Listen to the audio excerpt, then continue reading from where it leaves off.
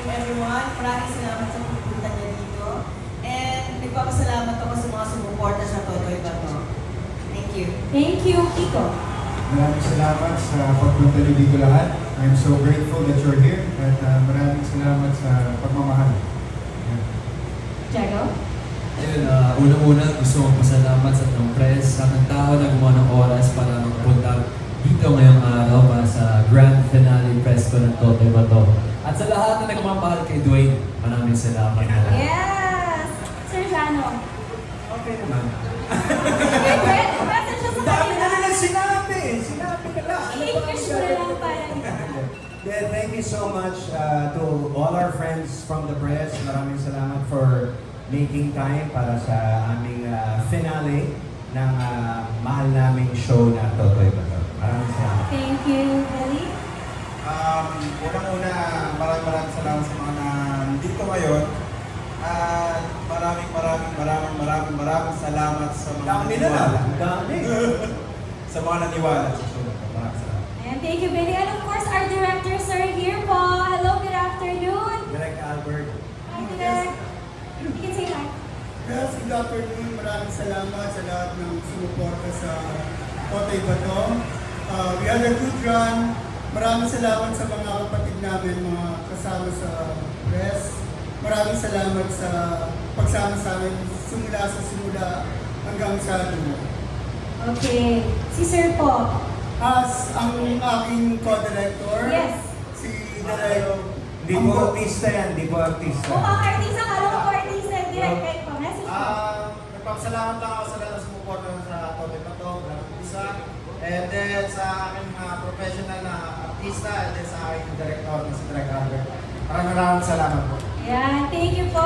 Wow, those are all beautiful messages. Again, huling linggo na po ng Totoy Bato at hanggang Friday na lang po yan. Kaya kaabang-abang ang mga eksena. Thank you for all of the heartfelt messages. Ramdam na ramdam po talaga ang pagmamahal at pasasalamat sa inyong lahat. Pero ngayon, huwag muna tayong magpahinga dahil mas lalo pa natin paiinitin ang hapon na ito sa paglapit ng katapusan ng isang kwento ng minahal ng marami. We'll give you an exclusive look at what's about trailer, not so intense. Sobrang ganda. Thank you for that. Thank you everybody. That was so intense. Ay, kaya naman napaka-init. Truly no holding back. Talagang pasabog, mabigat at nakakagulat. Diba? Ating finale trailer.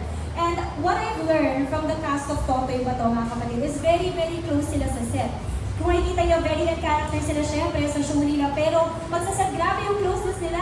So Kiko, I also have a question for you. I'm just curious, how does it feel like to step into the shoes or play the character of a very iconic hero like Totoy Bato?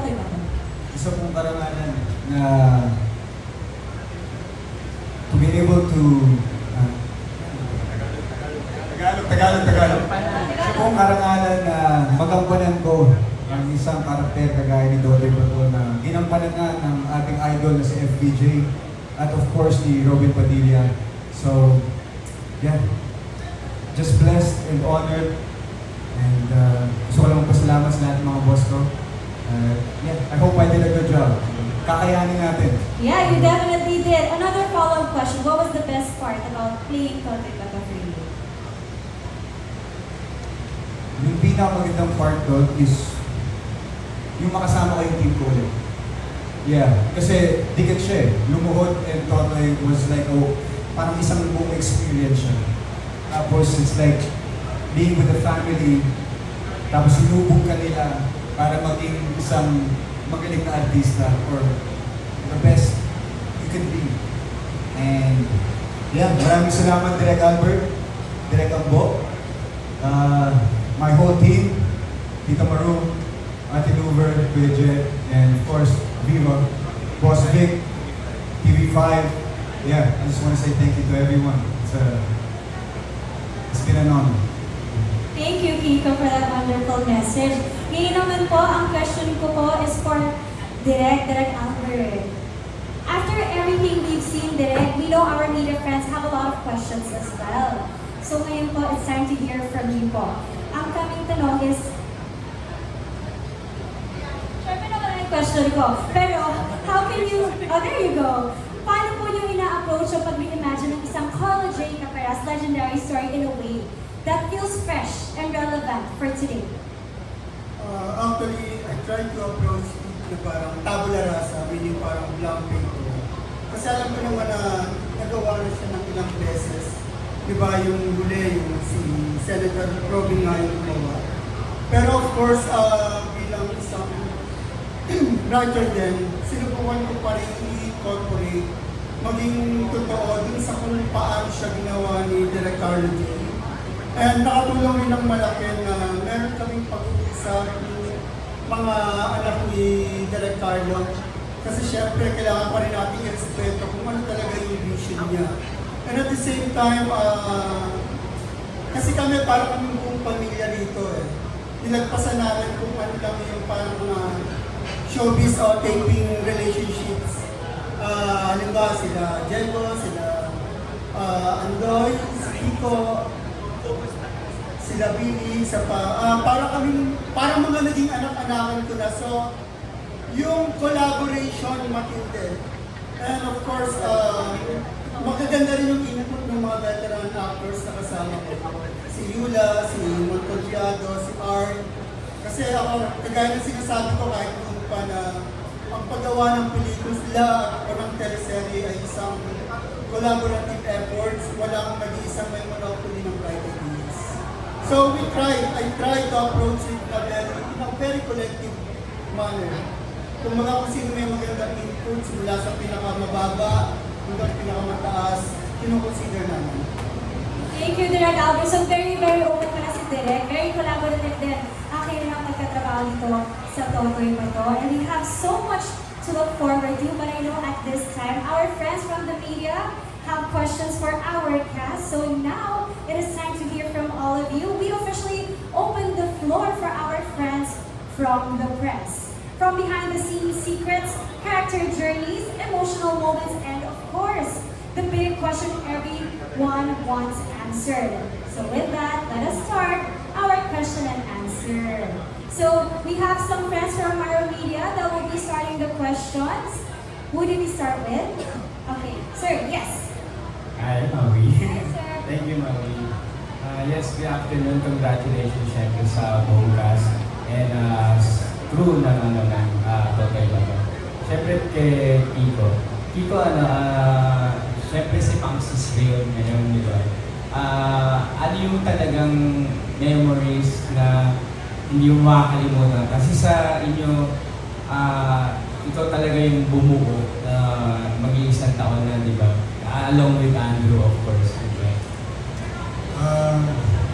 Lahat ng bonding namin, bago mag-take, lahat ng kulitan, lahat ng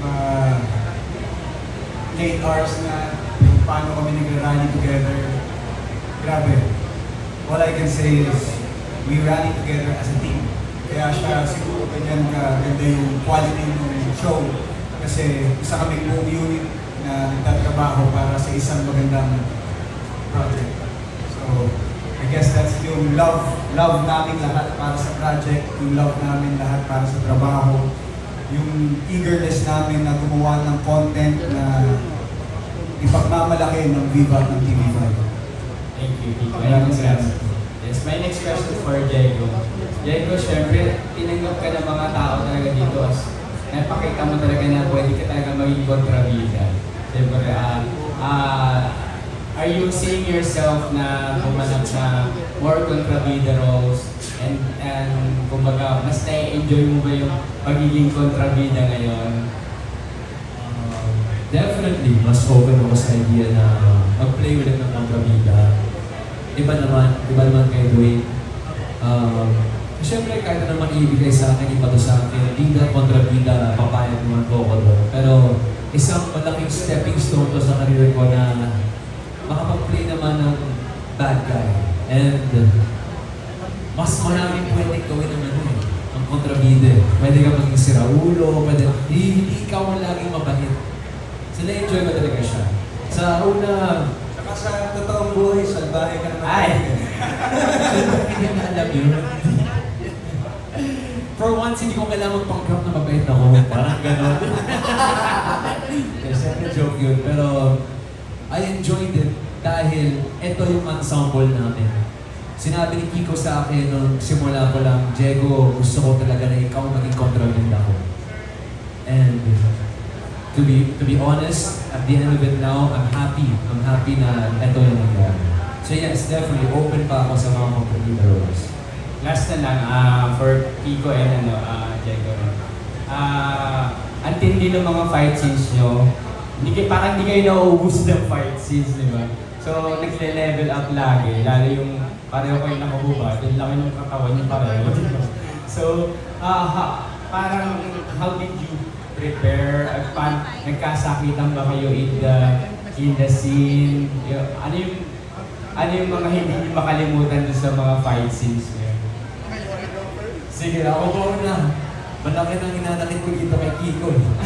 Lagi lumulusot eh. Lagi may last TV namin. Naisa sa tenga. Ito naman, sobrang apology. Bro, sorry. Stop mo na. Sabi ko, bro, ituloy mo na. Tumama na. Let's go. Parang mataas na yung energy eh. Ituloy mo na, okay lang yun. Pero, totoo. Ang dami kong natutunan kay Kicks kasi medyo ako, nahihina ako sa choreo ng fights. Parang sayaw yan eh. If you forget some of the steps, kunwari, dapat ilagay mo yung suntok na to, tatama talaga. So normal yun, normal talaga. But oo, intense. Yung sinabi mo kanina, yung sa Apoy, yung sa Arena, ilang araw yun, 3 araw, 4 na araw tayo nag-shoot nun, na puro usok yung ano namin, it was not easy. It was never easy, but it was fun. It was so fun. Black na yung naging, pag pinunasan mo yung ilong namin, black na. It is na. Dahil sa usok ng apoy. Pero, yun yung commitment na binibigay ni Diego. So, kailangan mong sabayan. Yun yung commitment na binibigay ng bawat tao dito. So, wala kang karapatan para magreklamo. Yun yung kagandahan ng show. Hindi siya Totoy Bato, may isang karakter lang. It's Totoy Bato, pero ang daming unsung na may sariling storya. Si Jen, si Ruby, si Dwayne, si Argo, si Dusty. So, yun yung kagandahan ng show. At so grateful to be a part of a project na napakadaming magaling na artista at mahuhusay. So ako, pag nasa-set ako, lagi kong iniisip sa sarili ko, I have to be the best I can be. Kailangan ko maging magaling. Kaya yung sinabi sa akin ni Boss Big, kakayan. Thank you. Can't wait for the